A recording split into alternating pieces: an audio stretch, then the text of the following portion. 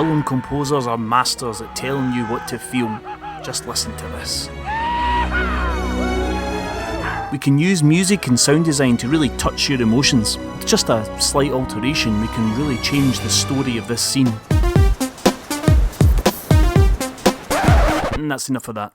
Music and sound are a funny thing because you can't see it and you can't touch it, but it affects you in all different kinds of ways. So sound for film is a wee bit different to how we generally use sound in theatre.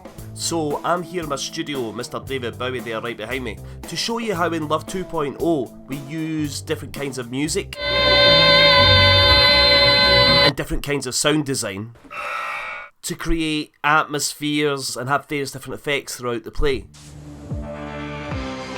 One of the main areas that we use music for in Love 2.0 is to create atmosphere. For example, the show begins with Susie listening to her naff music. This creates a really upbeat feel to the piece, and we also learn a little bit about her character. When we move into Gary's world, the sound is a little bit different. It's more like string quartets and things like that, a little bit more pretentious. So that again gives us a good insight into Gary's character. The next way that we use sound is to give a sense of place. So when they're in Starbucks, you can hear the sound of cutlery tinkling away in the background, for example. The show has a comic book feel to it, and we use sound to heighten this effect, so sometimes the actors create sounds magically with their hands. I clicked on the tag. Denied! A computer program called QLab is really important in syncing up the actor and the sound. I'll talk about that later. And finally, Love 2.0 features lots of original music. Just had a PLMFAO. So we use sound as a backing track for the actors to sing along to, and they also sometimes play live instruments on stage as well. Looks like Katie. With that all in mind, the first thing I do as sound designer is go through the script and see where sound can be used and write down some ideas. I like to use Google Docs because it's free and it means I can make changes and everybody else involved in the project can add their ideas and see what I'm thinking. In fact, Custody Designer is online right now and looking at the script. So I have some stage directions at the start. I know I want up-tempo music for this. I need to have a good think and decide what this music should be. If I choose a song by somebody famous, maybe I'll be giving out the wrong message. If I write my own material, then what feel should it be? Rock, electronic, etc.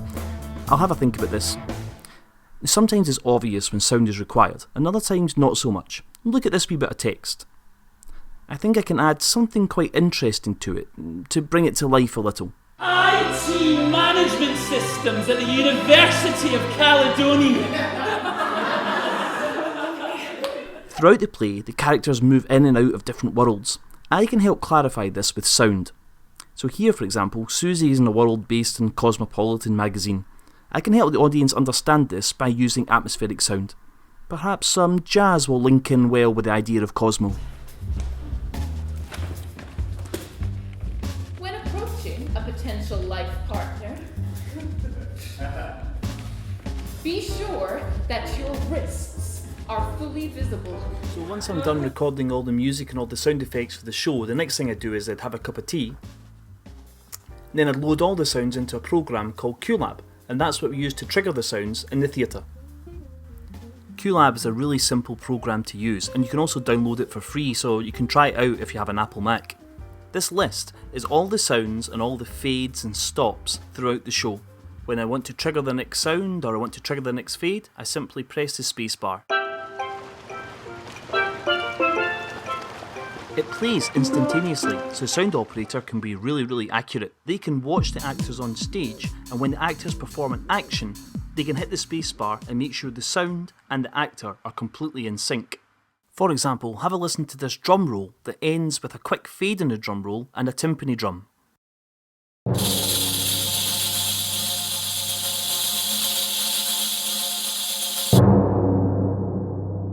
Now watch and see this in rehearsal, and see that when the actor closes his fist, the operator has hit the space bar, so the actor and the sound both move at the same time. Stage 1.